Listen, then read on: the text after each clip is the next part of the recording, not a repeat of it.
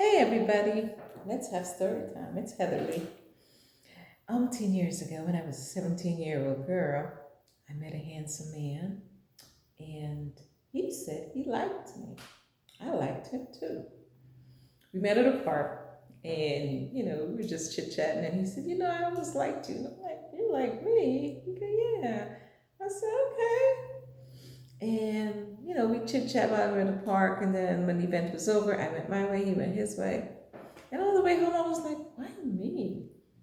Because I never felt I measured up to what I think he should be dating, right?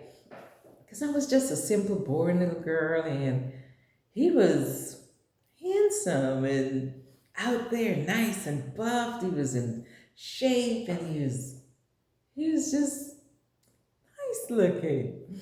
So I said, okay. So I wasn't allowed to date. So we had to sneak around and talk and sneak around and meet each other and stuff.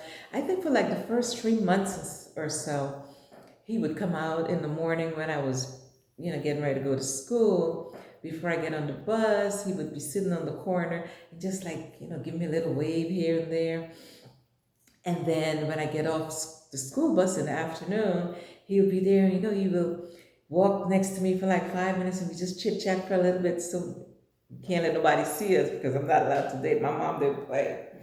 So we would chit chat a little bit, and then he'd be on his way and I'd be on my way.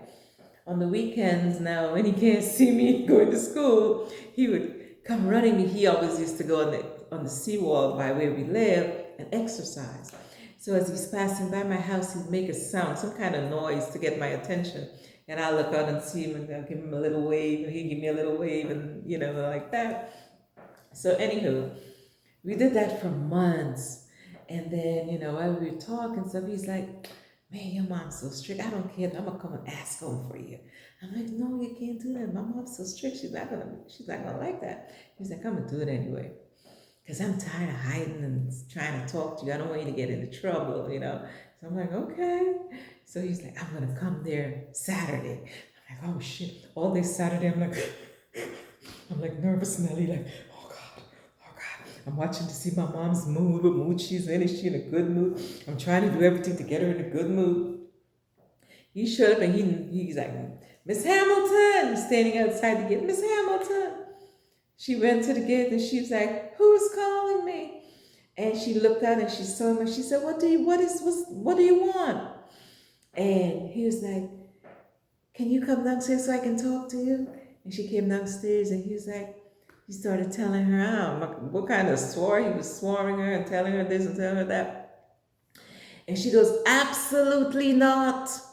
You will never date my daughter. I'm sitting in the house like, oh my God. I'm starting to get this small. I'm starting to get smaller and smaller, and I just want to disappear into the floor. And she comes up and says, what is he talking about? What is he? I said, but I like him. No, you don't like him. I said, but I like him. He cussed his brother on the job. Let me back up. Him and his brother used to work at the same place where my mom worked at.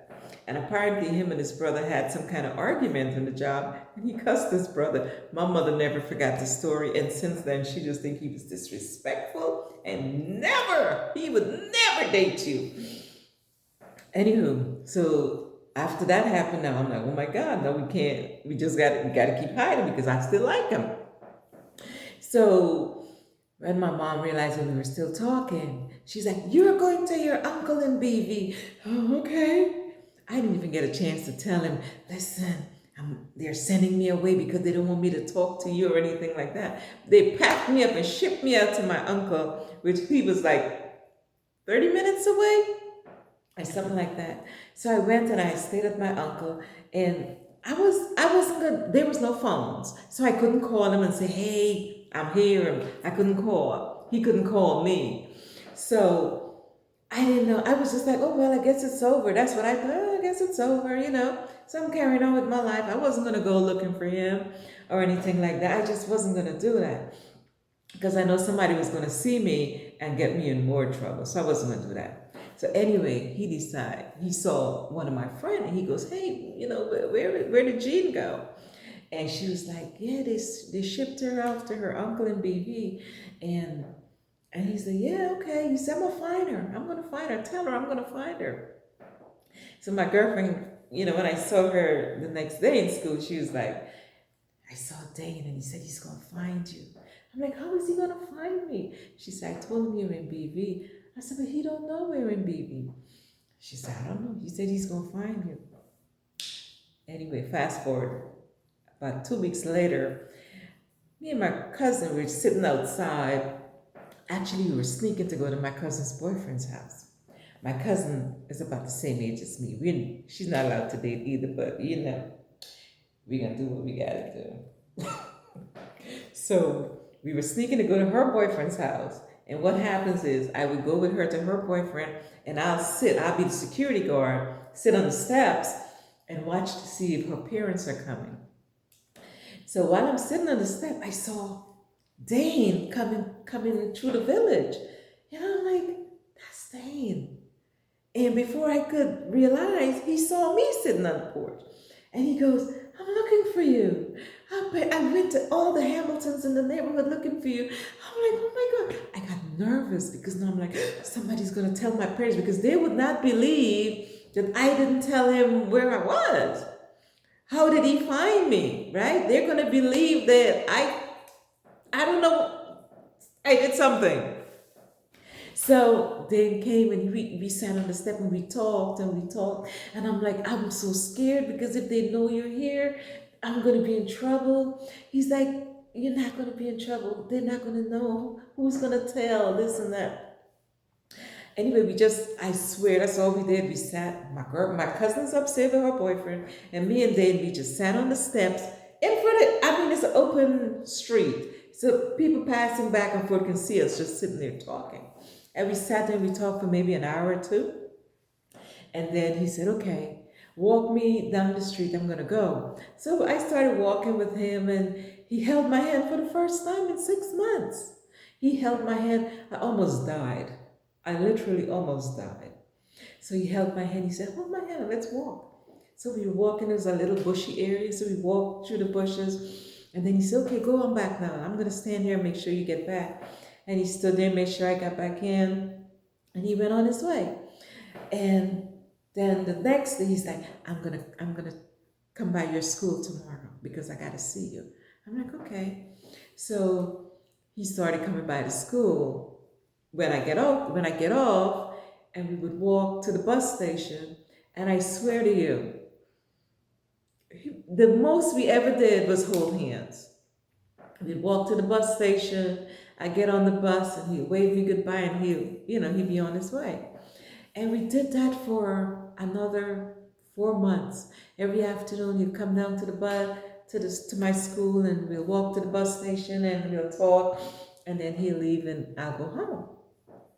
Some little coacher called my aunt that I was staying at, and told her that they saw me talking to some boy. The only person who saw me was my cousin. I have no idea who told my aunt about this story, because I don't think it was my cousin, because I could have told on her. Because where did they see me? I was sitting at her boyfriend's house. So they said somebody told them that some man came looking for me and they saw me. But you know what happened? I just remembered. He stopped at another one of my cousins because he didn't know which Hamilton I was at. And in BV, they had a lot of Hamiltons. So before he found where I was, he stopped at another family member of ours asking for me. And my cousin, Margaret, told him, oh, that I was probably at my other cousin's, Beverly. So they probably told, I don't know who told, but anyway, I got into a lot of trouble. Got my ass whooped and everything. I had nothing to do with it.